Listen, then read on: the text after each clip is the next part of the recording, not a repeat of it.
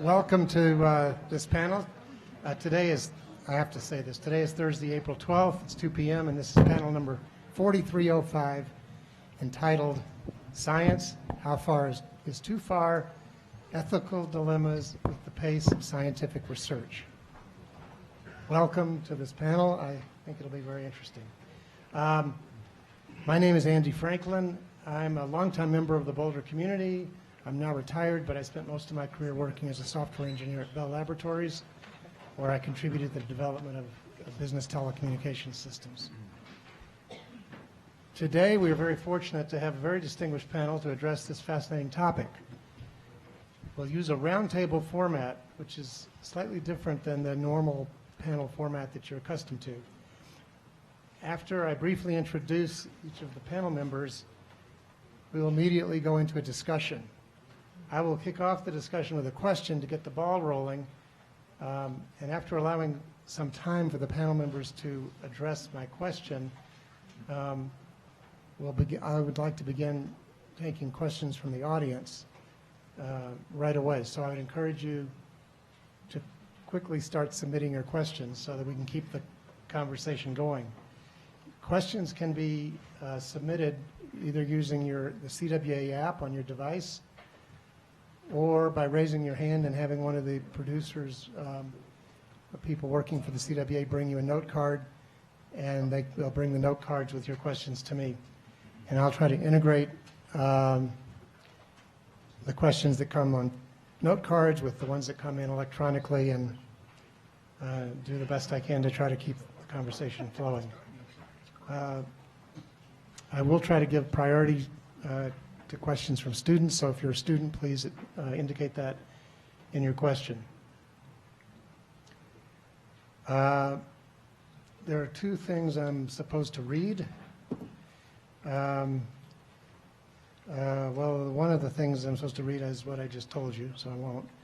The other is, before we turn to audience questions, we would like to quickly mention that CWA's 70th crowdfunding campaign. To celebrate CWA's 70th year, we have set a goal to raise $70,000. We are 1/4 of the way to our goal. I would appreciate your support. Any amount helps. You can give by selecting the donate button in your app or by visiting the CWA website.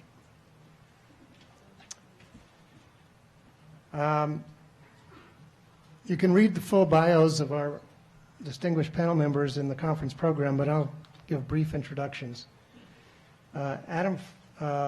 Perry Sampson, to my immediate left, is a much-loved professor of climate and space sciences and engineering at the University of Michigan. He received his PhD in meteorology from our rival University of Wisconsin, Madison. He's also an entrepreneur, having co-founded a real-time weather information company and an educational technology company.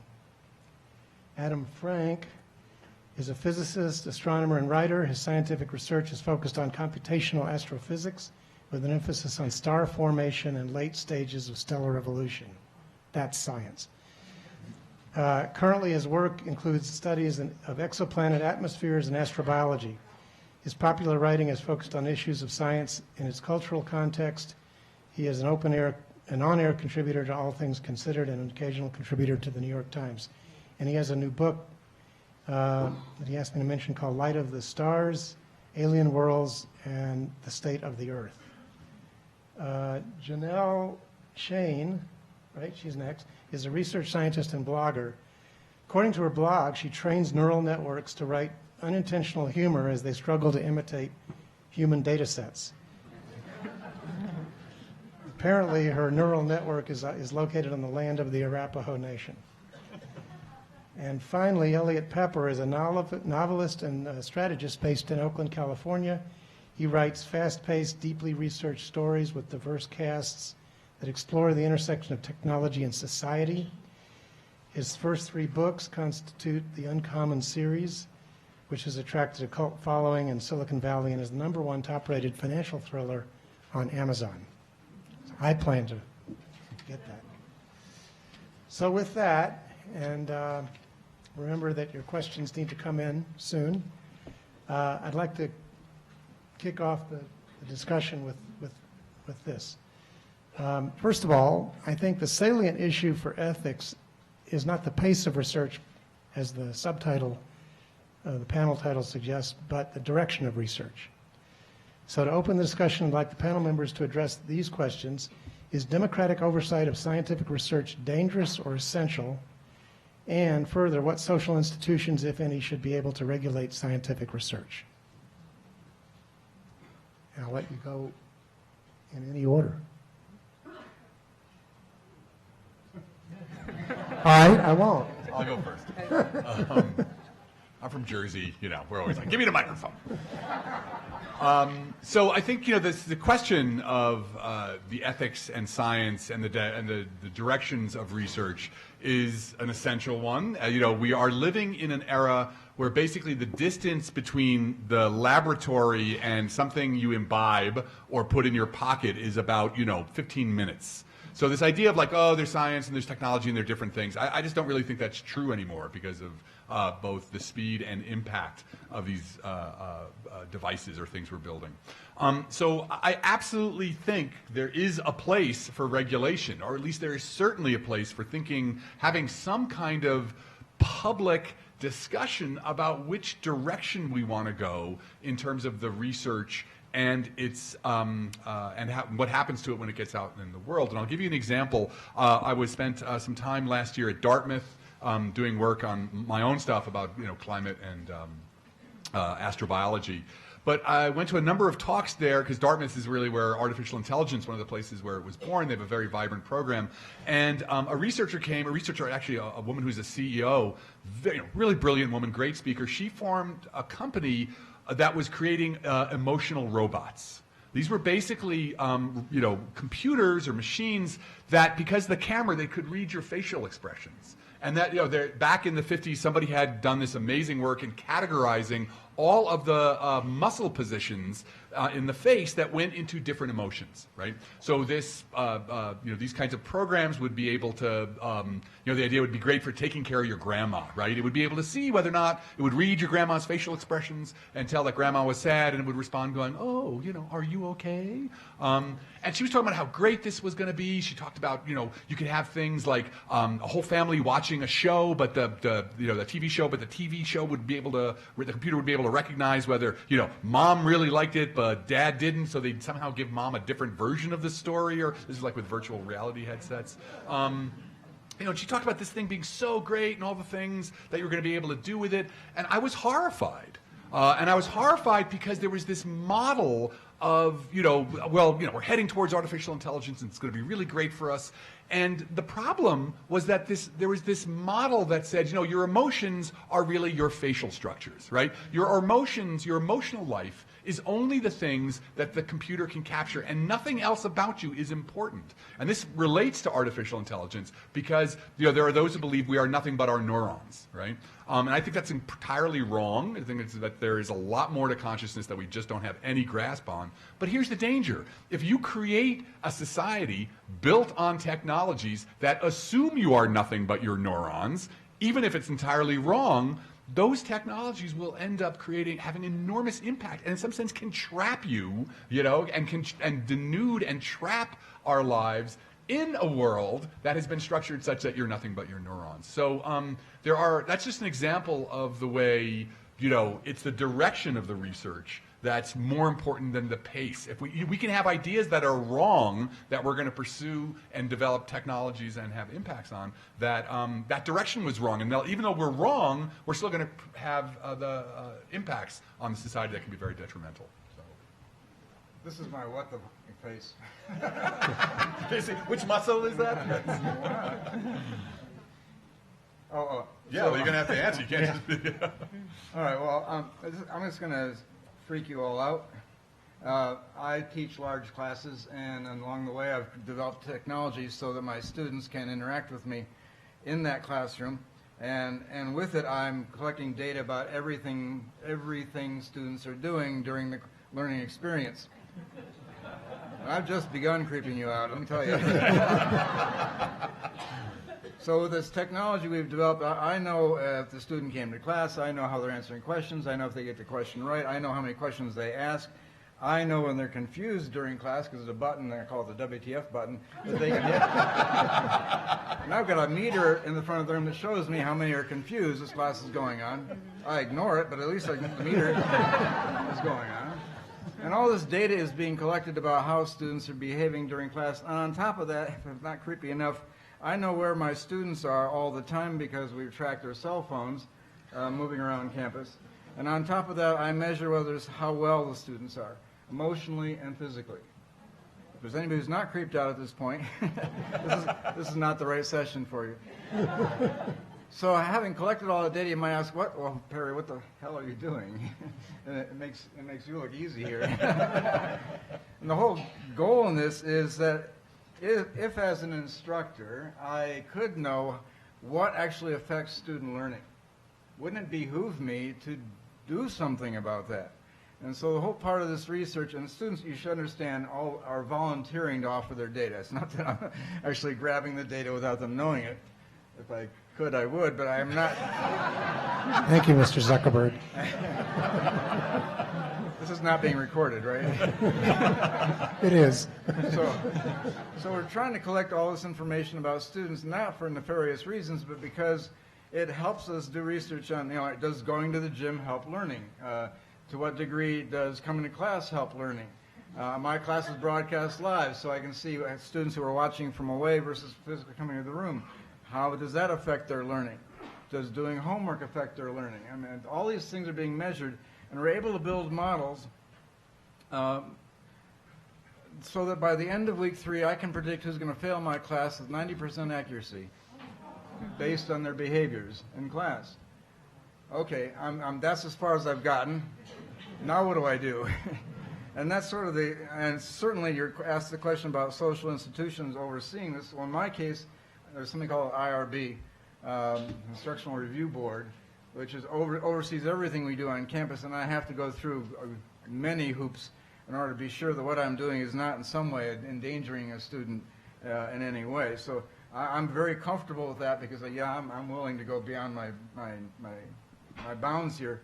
And I think it's valuable that there are institutions out there who are watching over my shoulder to make sure that I'm not going to endanger students in some way. I would never want to do that, but inadvertently, maybe the data I'm collecting could be used in some way that I didn't intend. So I think it's very important that the democratic oversight be there for it, especially in education.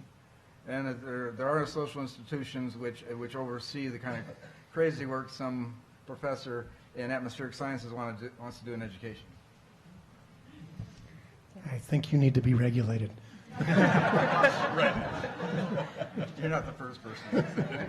With drugs. Janelle? Yeah, so that sort of leads me into my thoughts on that subject, which is, it's maybe not the direction that's important, but it's are you using this technology ethically that you have? And obviously you're being very careful to make sure that everything's not harmful and above board. And but we get examples of technology that's closer to the mic. There we go. So we get examples of technology that's been rolled out that's maybe not been thought through very carefully, and it has flaws in it. It has biases in it. Some of which can be very harmful. And where these algorithms are out there in the world right now, and they're not very smart algorithms, and that's part of the problem, is when they're trying to calculate, if there's a famous example of an algorithm that was trained to detect tumors in a picture. So they had these slides from the lab, and a doctor was trying to train an algorithm to detect which ones contained a tumor, and found out that instead they trained it to detect rulers, because the biggest tumors had rulers next to them for scale.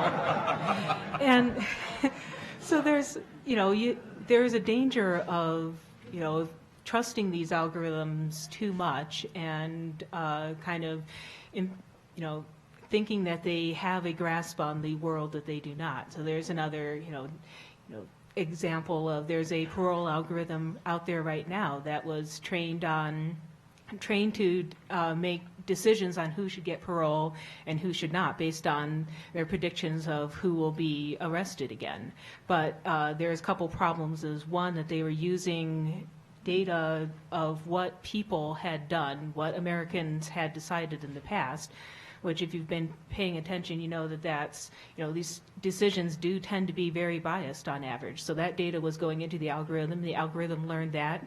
The other problem is that the problem that had been posed was not precisely the right one. Instead of asking who is going to commit a crime again, they asked who is going to be arrested again. And yeah, these are importantly very fundamentally different questions. And so we see the result of that, and there ought to be some form for some way to notice when this happens, some way to systematically test for this to make sure there's no harm, and then to address this harm if it's found. And there's also a really strong argument for having more diversity in AI and tech because, with the parole algorithm example, if they'd had a more diverse team, then somebody probably would have seen this one coming. So there's definitely a place for regulation. Making sure this stuff isn't being wielded irresponsibly in the in the name of profitability, and the market by itself is not doing a great job of exercising these controls. So I think that is something we as a society might say, actually, we don't want to see biased algorithms out there. We want to prevent that in some way. So I think I may be the only person on the panel who's not a scientist. But as a science fiction writer, I spend an unhealthy amount of time imagining how things go disastrously wrong. So I guess that might be why they put me here. One of the funny things about oversight on scientific research is that science changes quickly. We're humans and we're pretty darn good at it, and it's really fascinating to find out more about how the universe works. And then the minute that you do find out more about how the universe works, and you see problems in your life or in others' lives, you think you could use this new knowledge to solve it, it's very natural to want to use that, and that's what we call technology, right? So the issue with effective rulemaking around the speed or direction of scientific research is that what we call science actually changes a lot, right? So right now we might divide science into areas like biotech versus machine learning, but those are false categories, right? Eventually we'll realize they're actually the same, or there's new categories that don't matter anymore, that make those irrelevant. And this is a real challenge for government. And it's a challenge for democratic government because democratic government, at least in the United States, we have, for very good reasons, decided to build our democratic institutions to move pretty slowly.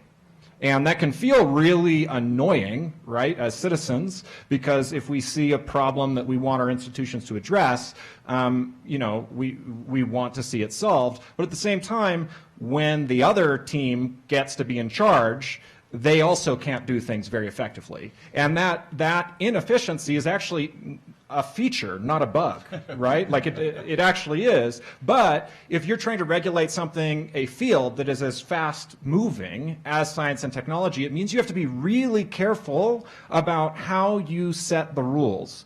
Because if you write rules that are really specific to what's happening today, they are going to be irrelevant tomorrow, and you don't actually have the institutional capacity to update them quickly enough, right? So when I think about how do we create the most effective regime for democratic oversight of scientific research, I always try to think about, okay, how can we make the rules not about the specifics of the exact piece of science in question, but how can we make the rules about not hurting people, right? Or about helping people, because ultimately that's what our rules are for, right? So one of the examples that was raised here was machine learning algorithms and surveillance. Surveillance is super useful. Are you kidding me? It is incredibly convenient. Like when I arrived in Boulder at midnight on Monday, I took a Lyft from the airport to Boulder. It was extremely easy, far better than any taxi experience I've ever experienced on Earth.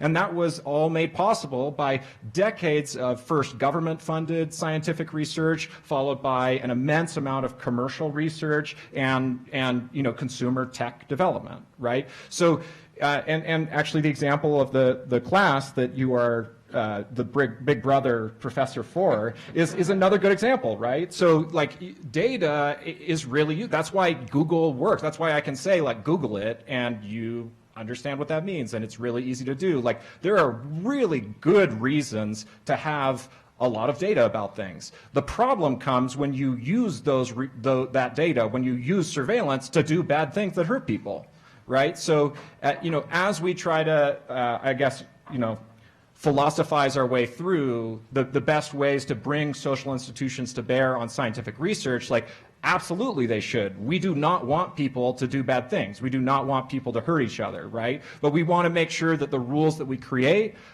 stop people from hurting each other and also empower them to keep finding out more about the universe and keep using that knowledge to solve real human problems that we struggle with every day.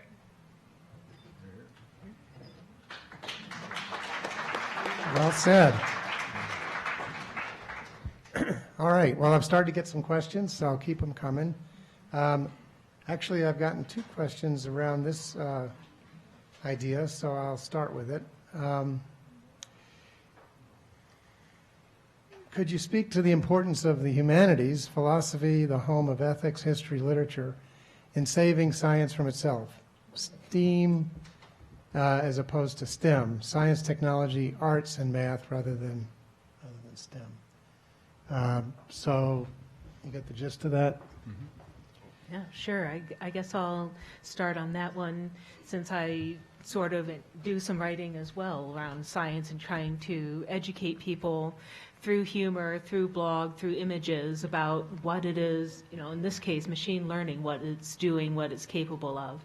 And so I think having, I'm doing a ongoing project now where I'm working with a bunch of knitters who are knitting designs that a computer algorithm, that one of these machine learning algorithms came up with. And it turns out to be this really cool collaboration between knitters and between this algorithm. Like the algorithm comes up with designs that aren't really knittable. The knitters, turns out, are fabulous debuggers. Like this is what they do all the time. There's so many parallels between code and between knitting. And so they are just, they're bending these weird designs into something that's completely mind-bending, alien-looking, like knitting patterns I've never seen before, like completely aperiodic holes all over the place. So it is, there is a wonderful place for arts in terms of getting people familiar with what science does and then getting scientists to connect back to the people that this stuff is for as well. So yeah, I think definitely having science and art intermingled is a great thing. I love science fiction, and we should definitely see more of that. Yeah, I guess I'll hop in there too, because I also sort of play in that intersection. When you look at like science fiction as a field, it's sort of interesting because the cell phone was in part inspired by the Star Trek communicator, right? If any of you guys read on the Amazon Kindle, that product was literally pulled from a Neil Stephenson book called The Diamond Age. I'm not saying that like, oh yeah, that was a cool idea, like maybe we should do something with that. No, Jeff Bezos loves that book, and he loved it so much that he created a team within Amazon to build the thing that was in the book and named the team after the character in the book, right? So actually, I think it may no longer be true, but for at least a decade after the Kindle released, the URL of like Amazon.com/ right it wasn't Amazon.com/Kindle, it was Amazon.com/Fiona. which was the name of the character, right? So there's a really interesting interplay between, I mean, like science fiction is a very obvious example of that. It's very on the nose, right? But I think that the funny thing about, you know, like arts and humanities and social sciences and sort of like pairing that with hard sciences is that those are all sort of false boundaries as well, right? Like what we're really interested in is human creativity. And I get, like a lot of my inspiration comes not from reading other books in the genres that I write, but from, you know, interviewing scientists in labs, from going to, you know, music performances. There's a great quote from Haruki Murakami, who's a very famous Japanese novelist, which is, you know, if you're only reading what everyone else is reading, you're only thinking what everyone else is thinking. So, you know, I think that applies to anyone, whether you're working in the sciences, whether you're working in the humanities, and, you know, basically, if you're a human, it applies to you.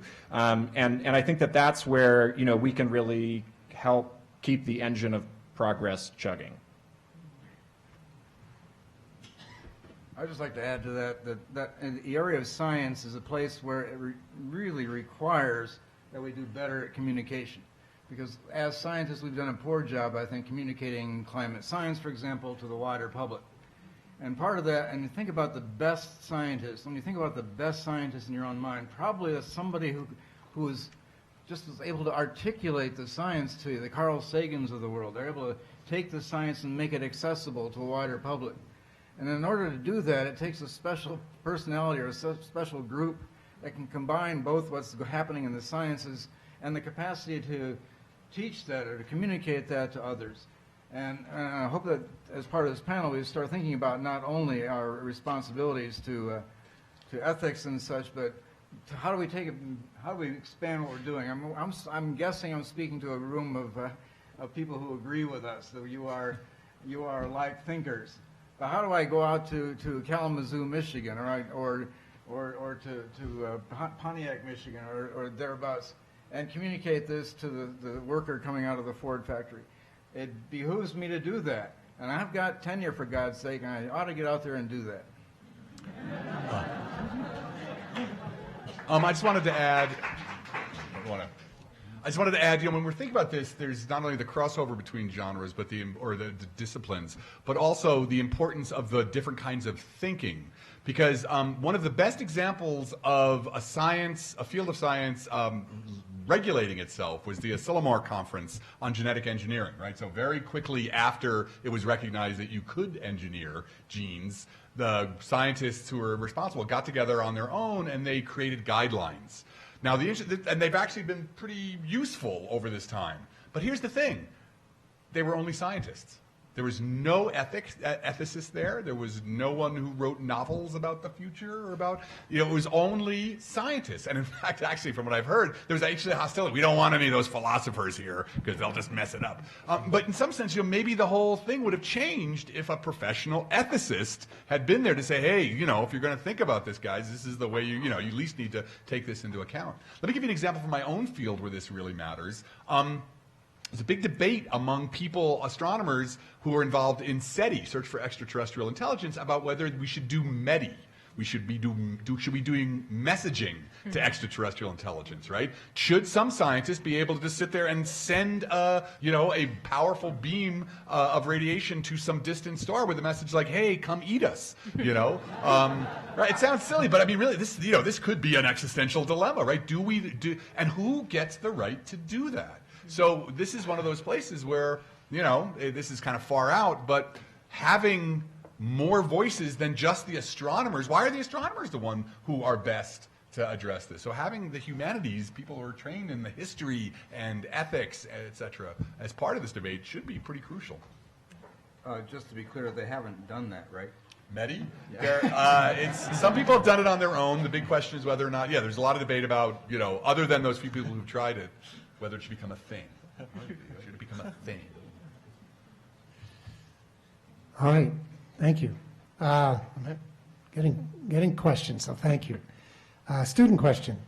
Who determines the ethical boundaries that science should be abiding by? Right. So, any thoughts about that? Well, in that conference, it was the scientists themselves, right? And that's often what it is that the scientists or the government panel responsible, which is usually also scientists, responsible for that field, it's funding. So in order to get certain kinds of funding, you may have to, show that no human beings are being harmed or whatever. But so it tends to be, you guys can tell me if I'm wrong, the scientists themselves under various capacities. Yeah, I've been on one of those panels before that looks at grant applications, and that is an important part that they make sure gets covered under every single application. Let's go, okay, let's look and see if it's going to harm humans, or what the impact is. Is it biased in any way toward one gender or toward one ethnicity? And so they really do make us look at that. It is down to the judgment of individual scientists who have a rubric, who have examples, this counts, this doesn't count. They can ask each other for help. But yeah, this is one way, and prominent way, I think, that it's done. The only problem with that is, as you're pointing out, it's only scientists on those panels. And for example, on the IRB panel that oversees me, there are no parents. There are no students. So I think the voices that are on that panel ought to be maybe increased and expanded.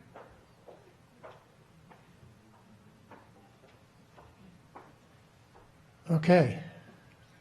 I'm having a hard time following the conversation and tracking the questions. Maybe stuff up anyway.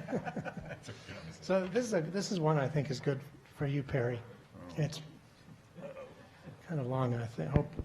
Okay, I had a class here at CU that I absolutely hated at first, hated the class, didn't get the professor, would definitely have been identified through facial expressions or whatever other data collected as someone who would fail the class.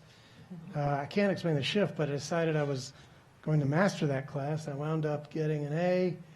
I was a student teacher for the class, following semester, and on. So I think that's pretty directly related to the work you're doing, Perry, at Michigan. Yeah, just to be clear, I didn't teach that course. But I wish I had.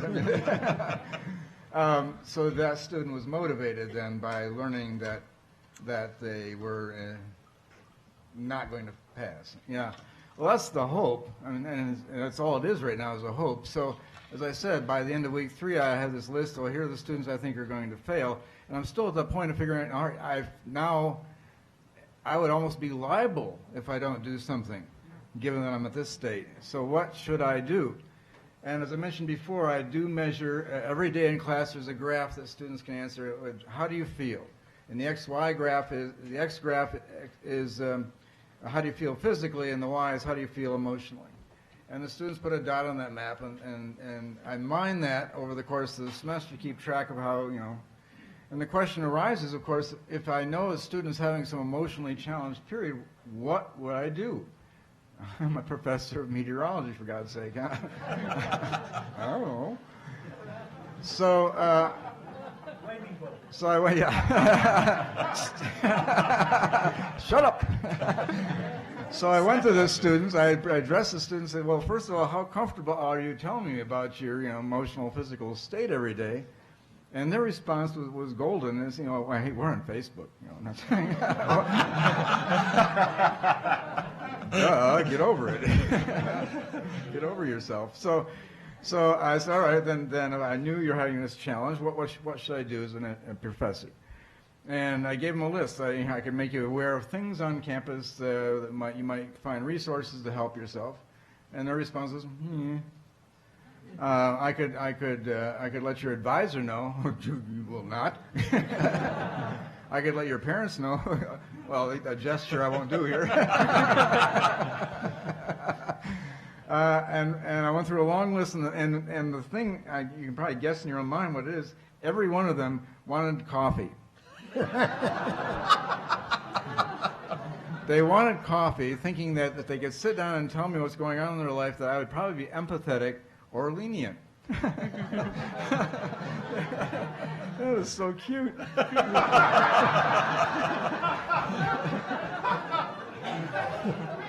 But what happened next was brilliant because I started having coffee with some students, and I got a class of 250. I cannot drink that much coffee. But by simply having coffee with some small subset of the students, the students became aware that I was open to hearing them. And not that many actually wanted to talk to me anyway. But it made the class far more conversational. I mean, the whole goal in education is to not get away from the model of the lecture and to go more towards active learning, so that you're offloading to the student the responsibility of learning. And that's really my job, is to do that. And so if you're turning into a conversation more than a didactic session, then you've accomplished that goal. So open yourself up to having those conversations, whether it's beer or coffee or whatever it takes. I think there's something about making education social, and that's sort of the outcome I've come up with.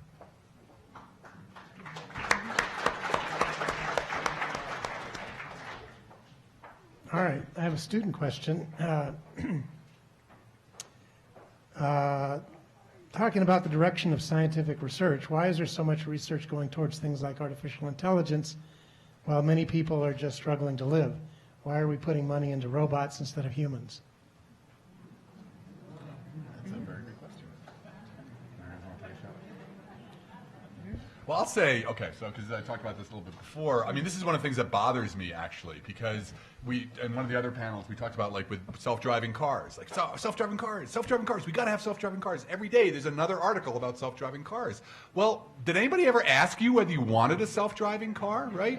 And you think about the impact that this technology is going to have on people, right? So, and I've said this before, about the idea, you know, the truck driving is the last stable blue-collar job. Right? And so the idea that, like, somehow we're going to wipe that out, and nobody asked whether any of us wanted it, right? So there's always this implied thing, well, it's all going to be safer, right? It's like, well, that actually hasn't been proven yet at all, right? I mean, the idea is it will be, but whether or not we can, you know, that's such a huge technological challenge. So a lot of this push for AI and for robotics, I mean, I love the subject. I think it's really interesting. But especially given, you know, the singularity version of AI, right? The machine that wakes up and decides that, you know, it can do away with us. You know, that is such an existential threat. And I think it's right to actually think of that, even though I think that's kind of, you know, I have questions about whether that's even possible. It's certainly, you know, profound enough that there needs to be some thought about this. But so part of the thing that bothers me about it, as much as I'm interested in it, I'm using, you know, big data, I do big data research, is that really it's driven by profits, right? Somebody thinks like, oh, I'm going to make a lot more money if I can just get rid of more of my workers and have this more efficient thing happening. And you know, it's not that there's not great things that could happen with this, but there's just this sort of sense that somebody else is making this decision for us for reasons that really we're being told it's in our interest, but it's not in our interest. And that's the part that I'm afraid of, and would like to see more public forums for the discussion of it. You know, not necessarily, it doesn't have to even be oversight, but like, who's addressing this issue? Who has, you know, us? Who has our stake? You know, and who's representing us in this, when these questions, these technologies are just avalanching down towards us. So I'll hop in there. Oh.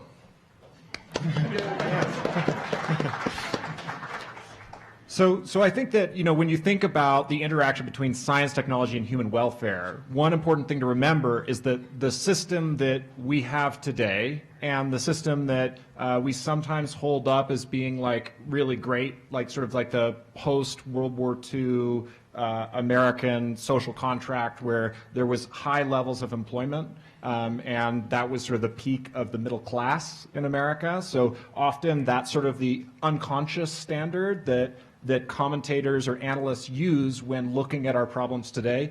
You have to remember that, like, that we made that up, right? Like, if you look at the end of the late 19th century with the railroad robber barons, like, all of that was based on fundamentally new science. The entire Industrial Revolution came from that.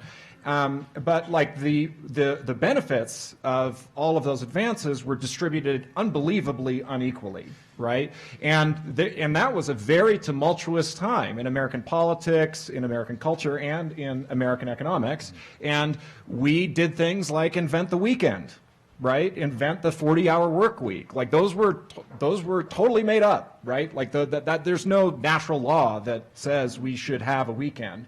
And so like the social contract that we've set up with between citizens and government and entrepreneurs and financiers, that social contract was set up, a lot of the big components of it was set up based on the results of the Industrial Revolution. And what's happening right now is that technology is putting many of these cultural norms through an enormous new set of changes. Because like if you think about someone who drives for Uber, there's a big debate, right? Like, should they be allowed to be independent contractors, or should they be W-2 employees where Uber should have all the requirements to give them health care and all of these additional things that we require companies to give to employees? Really, they're sort of neither. Like, they are not the same kind of employee that you were if you worked for Henry Ford building Fords. Like, that was a very different kind of job with a very different level of oversight. And yet, like, having a system where they are treated as like independent business owners is also clearly unfair, right? Because it's easy for Uber to take advantage of that. So when we're thinking about, okay, what technologies should we invest in communally, to help advance the ball, which was, I think the original question was, should we invest in AI when there are all of these human problems? Well, the answer is that technology can really help us solve human problems. So that doesn't, I don't think there is an argument for not investing in science, but we do need to think about like the social structures that we put in place to make sure that that science is applied well and that the profits accrued from that science are distributed fairly. And the last thing I'd say is that when we think about things like AI or other new advances that threaten current professions, we should also remember that so do you guys remember when like the first computer beat the world chess champion, right? And that was this big piece of news, actually, that more recently DeepMind beat the world's Go champion many years in advance of when people were expecting that to happen. But what I find most interesting about that is that two things. One, people still play chess, right? So it wasn't like that happened and okay, right? Like, I guess computers are better at it, so there's no point in playing chess anymore. No, I mean, like that's not the point of playing chess in the first place. But the second interesting thing is that if you look at the super competitive world of chess today, a computer can beat a human, right? A human can obviously beat another human. But a computer playing with a human beats a computer or a human. Right? So there's a word for that. We call it centaurs, right? So it's like when you pair the computer abilities, right, with human abilities. And like ultimately that's what all technology is for, right? We're already cyborgs. We carry around our computer and it's just like centimeters above our skin instead of underneath it, right? Like that's our cell phone. So when we think about these changes and when we think about how to set up appropriate oversight to make sure that the benefits of those changes are fairly distributed, we also want to remember that like we're doing it for a reason, right? Like we actually can solve human problems with science, and we want to continue to do so. Thank you. All right, I have another student question. Ethics are shaped largely by public opinion, which is in turn shaped by those in positions of power and authority. How should we be selecting these individuals in such a way as to include the perspectives of all socioeconomic groups without hindering scientific progress? It's kind of a related. Yeah, I think including all socioeconomic groups can only help scientific progress. I definitely don't think it's an either or. I definitely think it's you will get both in one shot if you do this. And so this kind of, brings me back to, who should be involved in science, who should be involved in deciding the directions we go with science, who should be doing the science and consuming it, using it. Well, the answer is clearly and obviously everybody, and we need to work and make sure that really does happen. I'd like to follow up on something Adam was talking about with the automobile. And the capacity that we're going to have these driverless cars and driverless trucks. And planes. Let's just stop with trucks. I got to get home.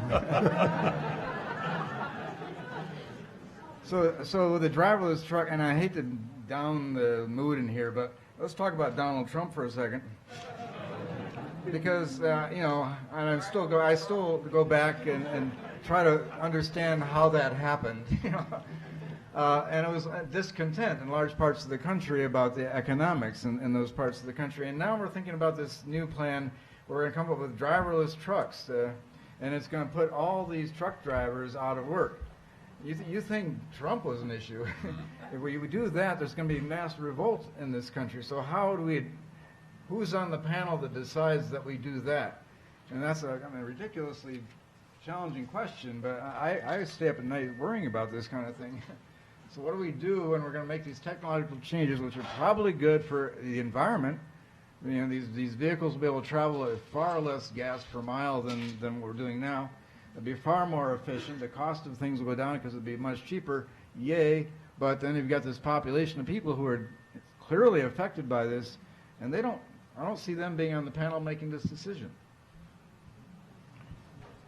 There's something I've thought about. I proposed, somewhat jokingly in a blog post a bunch of years back, which is, we have the Supreme Court, right? And so the whole idea of the Supreme Court is that, we pass laws, the laws make their way out into the society, and then at some point somebody may say, like, wait a minute, that law doesn't fit with this basic thing we have called the Constitution. So now there's this body which, once they make their decision, end of story, decides whether or not these laws are constitutional or not. Why can't we have a Supreme Court of the future, right? A Supreme Court of, 12 people, very diverse, coming from diverse fields, both science and non-science. Not right now. Let's wait a few years. Oh, God, okay. So, but why not have? Is that possible? Particularly for, I think about this with respect to climate change. Who represents the future, right? Who speaks for the generations yet to be born, right? With climate change, it's like somebody needs to speak for them and say, that plan to drop out of the climate agreement. Nah, I'm sorry, you can't do that, right? So some binding a group that would be, that would make these decisions, perhaps about, new technologies as well. Now, of course, the danger is that just shuts off things that you really wanted to do, and the problem always is about unintended consequences, both positive and negative. But I would like to see more discussion of the possibility of somehow having someone who speaks for the future. And we just, like any other democratic thing, we've chosen this group, we set up a structure, and allow the future to have an advocacy. No, but this would be different from Congress, because you wouldn't, they would be put in place, and it wouldn't be a voting, you can vote Congress in and out, you don't vote the Supreme Court in and out. Yeah, and Congress can also change the Constitution. So for the student who asked that question, if you are studying science right now, like maybe one of the hard sciences or what have you, there's actually great literature on this in political science. The design of democratic institutions, people have spent a lot of time working on what the various problems are. There's never a perfect answer, right? But there's great ideas out there if you find that really interesting. So I'd encourage you to, check that out, because, getting people to work together is difficult, right? And it's really tough. I think that one thing, if we were to invent a new institution that was supposed to represent the future, I think one of the really tough things is that nobody actually knows what the future is going to be. And so that makes it hard to represent the future in that really sort of very specific sense. But the way that I sort of interpreted your suggestion was that we need to design the rules of the game to encourage more long-term thinking. right? Because like that's really what we're talking about, right? Like seventh generation thinking, right? Like that's what we want to encourage. And the fact is that right now we have a lot of institutions in place that really encourage short-term thinking, and that's particularly true on Wall Street, right? I mean, if you have a fiduciary responsibility only to shareholders, and if that comes up quarterly, you're going to make decisions that allow you to succeed at doing exactly that. And it's unfortunate that doing exactly that often has really, really large consequences for the long term. We even subsidize this in our tax code, right? So, we give enormous benefits to capital gains taxes, right? And many of those capital gains are earned by hedge funds that are doing high frequency trading, right? Like if you could come up with a single, I challenge you to come up with any incentive system or like any player in any political game that has a shorter time horizon than a high frequency trader, right? Like you literally can't think that fast, right? So I think that there are a number of things that are very reasonable and that other countries have done. Like we're not even talking about like breaking new ground here, that you could do to financial markets that could really help address some of these issues simply by encouraging people to think longer term and making sure that they benefit by doing that instead of sort of cheating the future in order to win the present. Right.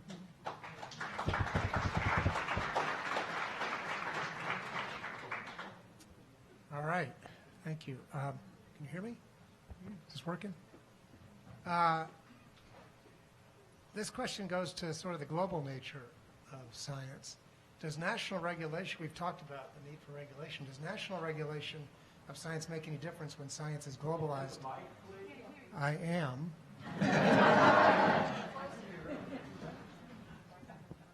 Hello? All right. Much better. This one quit working, apparently. Does national regulation of science make any difference when science is globalized and beyond the control of any individual government? So I think I'd like to hear your thoughts. Well, maybe I can just ask, because can I put a specific example that I just really want to hear the other panelists remark on? So a great example of this right now is CRISPR research, right? Because it's something where you can easily have ramifications that don't respect borders, but all of our rulemaking is done within borders. So if now I'll hand it off. I'd love to hear what you guys think, but that might be a really good, example to riff on. Well, as long as you brought that up, I had actually written a question in that area, so I think I'll ask it. Can you hear me? Yeah. One area where I think of research where I think there are particularly thorny ethical dilemmas is in the field of biotech, where CRISPR-Cas9 gene drive technology is enabling genetic modification of organisms that can spread throughout wild populations. In such cases where technologies enabled by the science are evidently outpacing our ability to decide as a society whether or how they should be used. How do we, or should we as a society, decide what scientific questions are deserving of attention, considering the obvious problems that nobody knows what promise any given line of research holds, and B, what most non-specialists are not in a position to guess? And it sort of goes to your point, Adam, about whether anybody asked for the research to be done or the technology to be developed. Do you want to go ahead? Go. Oh, sure. So there are some things that can be done. What comes to mind is, for example, the European Union has a new regulation out there that would require some degree of accountability, of explainability in artificial intelligence algorithms. And now that's really got the whole AI community thinking, we may actually need to do this if we want to do business in Europe. And Europe being a big enough block that it matters. These sorts of things will drive what researchers and companies are willing to invest in or what regulations they will comply with, because especially if they're trying to compete in the market that is global, they have to take regional restrictions into account. And if they do something that's illegal in a giant portion of the world, then that actually restricts then the applicability of their technology they're developing. There's all kinds of science fiction stories one could write about, the rogue scientist or the rogue billionaire who funds, the first human clone, and that's, that definitely, possibly, I think, could happen given the scale of the funds that certain individuals have at their own disposal. But I think, there's hope in the sense that between scientific communities and large enough markets, that you can exert some kind of break on certain kinds of technologies. I think an important question, though, is about particularly with genetic engineering, is the uneven distribution of the benefits of those. Mm-hmm. So, for example, being able to tune your baby, right, to whatever you want, to be able to, we develop the ability to create to modify the genetics of a child before it's born so that it is going to be smarter than the average baby. Who gets those? And then, of course, there's this enormous, and of course, who gets those? It's, as with every other technology, as has been pointed out, it's usually the wealthy, right? So the wealthy are going to get the handle on these technologies first, and then, of course, especially if it's about, if genetically engineered humans, then you have a whole class of people that by nature are going to do better than everybody else, which just accelerates the fact that the wealthy are going to have more access to the benefits of these technologies. So that I think is someplace when we think about regulation or we think about how to make sure that there is an even distribution of the profits of these, genetic engineering is particularly a place where we can see the dangers of an uneven distribution of the benefits of science. And the real point here is that, as you said, science has exerted enormous capacity for the human good. I mean, that's not the only thing that's happened, but overall, science has been an enormous power for human good over its history, and we should celebrate that. And the question now is, C.P. Snow talked about the two cultures. There was like science and everything else, but that doesn't even almost exist anymore. Particularly in the last 20 years or so, science is culture. And so now we really, I think, have to rethink this social contract between science and the rest of the world to make sure that it's not just the market, whatever the market does, and it's not just government. So somehow, I don't know how, but somehow there's got to be a real rethinking about the way science, the role science plays in the social contract. I'll just add that there's a model. You think about global markets as you're speaking, but the reality is if you're a global company, you're going to have to sell globally. And so, in education, my area, for example, there is I think in the past week or so, the European Union has promulgated this law, GDPR, which has very strict regulation on how student data is collected and stored and used. And a company in the United States then is not going to do anything that's outside of that because they would lose that market in Europe. So there are going to be markets, forces that do keep potentially some amount of control on this. Is this working? No. Is it working?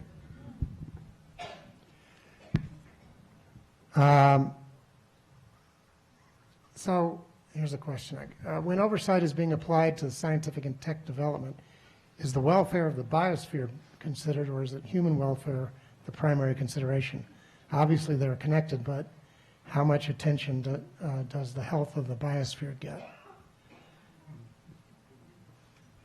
I mean, I'd say that's more of like a personal question than anything else. If you think about, like, if we're talking about democratic governance, right, like the priorities of the people who are overseeing whatever the scientific advance is, it's like, what are their priorities, right? Like, if it's Congress, as she pointed out before, like, what are their priorities? And that largely depends on their ability to win our votes, which means to the extent that we can try to tweak that, it depends on our priorities. So I think that a lot of concern about climate and about ecological impact comes from the fact that we're now suddenly realizing we've been, we spent the 20th century sort of really drunk on on oil, which was quite a party, and now we're starting to experience the hangover, right? So I mean, I think that hopefully, that's going to change how oversight works, but I don't think there's a magical way to outside of that very granular and somewhat banal process to just sort of create, have a magical overseer that's just going to make sure the planet is protected. It's up to us.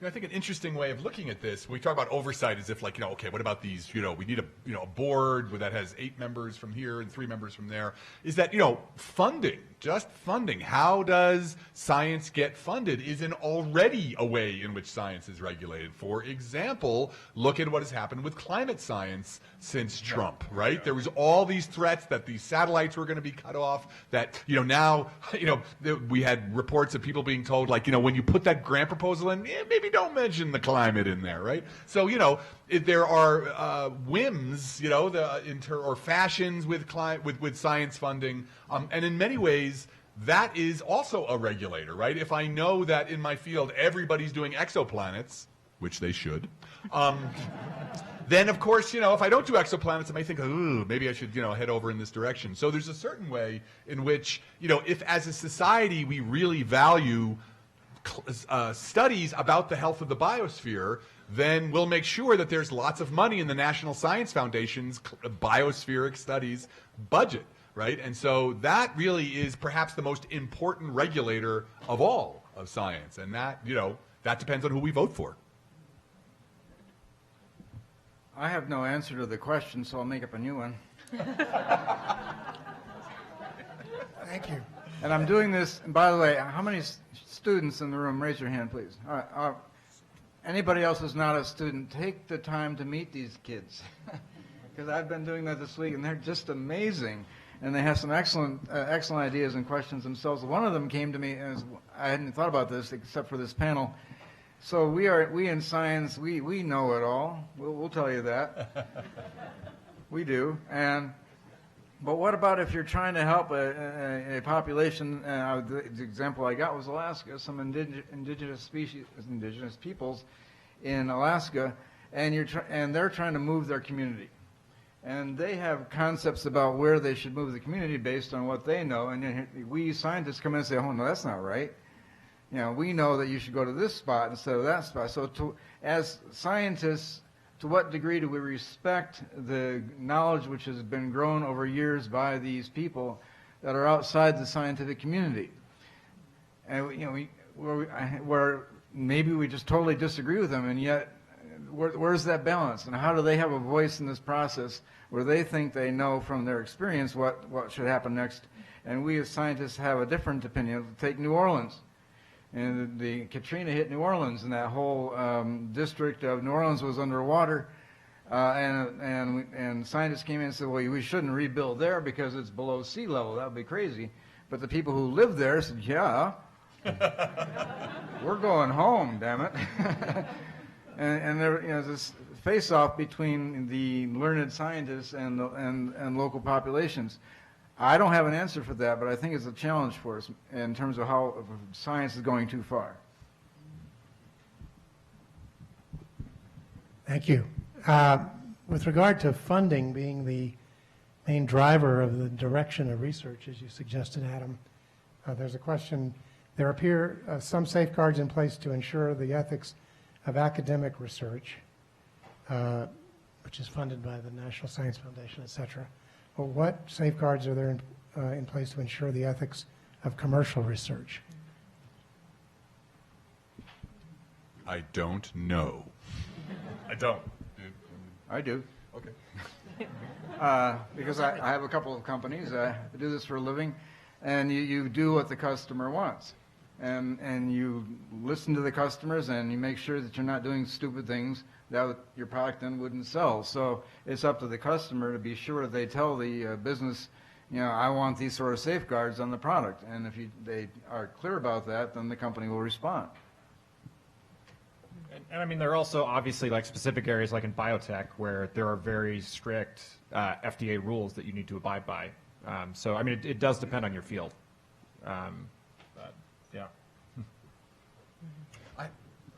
A quick ad. I had a recent conversation with someone from who actually does big data for it was a film studio, and they were talking about, you know, their job is to try and aggregate data to understand their audience and how to, you know, either market a film or even what kind of films their audience likes. And we were talking about the Cambridge Analytica thing. He said, look, there's this whole ethical issue that, you know, there's areas where we can't gather the data directly, so we develop statistical models from what we know, but, you know, we don't actually have the data. Whereas these people who are illegally scraping the data from Facebook, they have the advantage. So the fact that they're not acting ethically gives them an advantage over our, you know, crappy statistical models. And so what are we to do about that? We're going to lose if we act ethically, you know. And so, yeah, this is, I think, you know, you can imagine that being across the board in industry.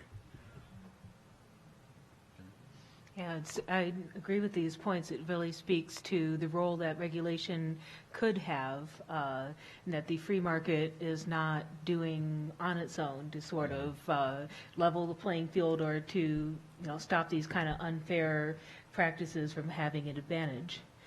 It actually sort of reminds me, take it a little bit tangentially, but it reminds me of a story of an algorithm that was designed to, this is back in the 1990s, and it was just designed to play tic-tac-toe against against other computers. And there, you know, there were a bunch of programmers working on different algorithms that could play tic-tac-toe. To make it a little harder, it was an infinite board. So, you know, make it a little more complex. And so most of the programmers had some kind of algorithms. They'd tell the computer exactly what to do. One programmer said, well, I'm just going to let the computer evolve its own strategy. It can do whatever it wants, so long as it works. And then they found suddenly this computer was winning all of the games. And they looked to see, okay, well, what was this winning strategy? And what it turned out, what this particular algorithm had discovered it could do, was no matter what the opening move for its opponent was, it would respond with a move that was as far away on the infinite tic-tac-toe board as it could possibly get. And then it would say, okay, here are the coordinates of my next move, your move. And so its opponent, first step, would say, okay, well, let's take a look at the board now. And it would try and render this new huge board. It would run out of memory. It would crash. It would forfeit the game. I win! Yeah. So, yeah, this is an example of, you know, what, you know, this arguably an unfair strategy. It wasn't specifically prohibited. Algorithm didn't have any sense of ethics built into it, or that this was a wrong thing to do. It was a solution. And so, you know, unless you make that specifically against the rules, algorithms or companies that are trying to maximize their production of paper clips or whatever will go to unethical lengths sometimes to do that. And so it is up to us to kind of see this coming and say, nope, you may not turn our entire planet into your paperclip factory or whatever it is. Algorithms and companies have some things in common that way. Yeah, so just hop in there. So I used to work for a venture capital firm where we would spin technologies out of universities, invest in the companies, and help them grow. And to give some insight into the mindset of the folks who do that successfully, it is so hard to commercialize new science. Like, it is a really difficult thing to do. And actually, thankfully, there are a lot of good government programs that we have already set up to try to help people do it because it's so damn difficult, right? So there are some real bad actors out there, for sure. I mean, like Cambridge Analytica being a great example. There are jerks in every zone. But for the vast majority of the technology entrepreneurs I've ever worked with they're really well-meaning, and they're working really, really hard just to get anything to work at all. And then if they are successful,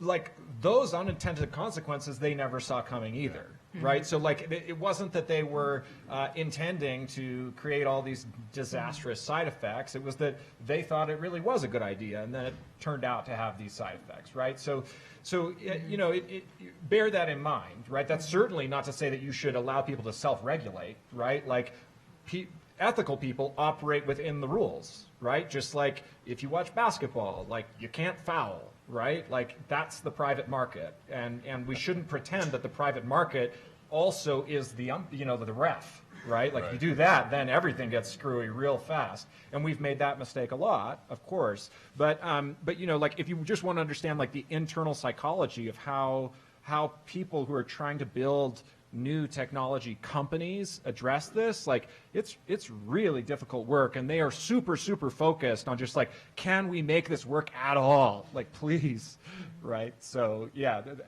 the extent that that insight is useful for understanding how to make the rules, it's a good thing to bear in mind. Yeah, I think that's an excellent point, that a lot of these kind of goof ups with these with algorithmic bias and so forth are not things that people saw coming, not things that they tried to do. You know, and they just sort of arrived because the problem is tough, and you've got to have a lot of people thinking about it in the right way. Like there's an example of, you know, this is not an example of bias necessarily, but just kind of showing you how these things can come up. There's an algorithm that labels pictures that Microsoft has, and you can play with it online, as called Azure. And if you feed it a picture, like I fed it a picture of a picture I'd taken on vacation in Scotland, and it got it perfectly. It told me which mountains were in the background. It told me that there were, you know, it was a lush green field. It told me that there were sheep in the foreground. But then I photoshopped out every single one of the sheep, and it still said that there were sheep in the picture. And it turns out this particular algorithm, if you give it green landscapes of any sort, it will hallucinate sheep. That's great. Because most of the green landscapes it's seen, you know, lots of vacation photos out there, lots of photos like mine, it tends to see sheep there. And on the flip side, if you give it a picture of a sheep that's in somebody's car, it will label it as a dog. So, you know, this is an example. You know, they didn't intend to teach the algorithm that green fields equals sheep. Like they meant to point out the little fuzzy white dots, but because they hadn't specifically done so, algorithm now thinks this lush greenness, you know, sheep is a way of describing this sort of grassy green treelessness. So, you know, again, not built in there, but it emerged just because this problem is complicated. It's called Microsoft Azure, A-Z-U-R-E, as in the blue color, and they've got an online API you can upload pictures in. That's great. Well, thank you. Thank you to all our panelists. Please join me in thanking.